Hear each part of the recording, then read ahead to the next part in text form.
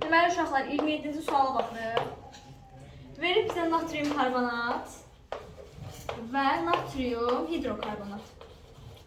Sonra verib ki, natrium bunların qarışığın ümumi kütləsi 33.6 qramdır.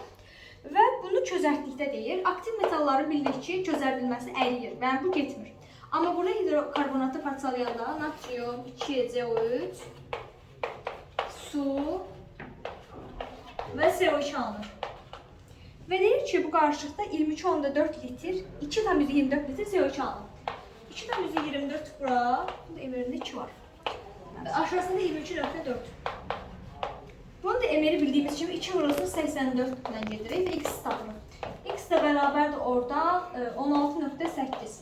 16.8 natrium hidrokarbonatın kütlə payı olursa, digər nisbi kütləsi isə kütlə payını tapanda deməli biz bunun özünün kütləsini bölürük ümumi qarışığın kütləsinə 33.6-ya vururuq düzə.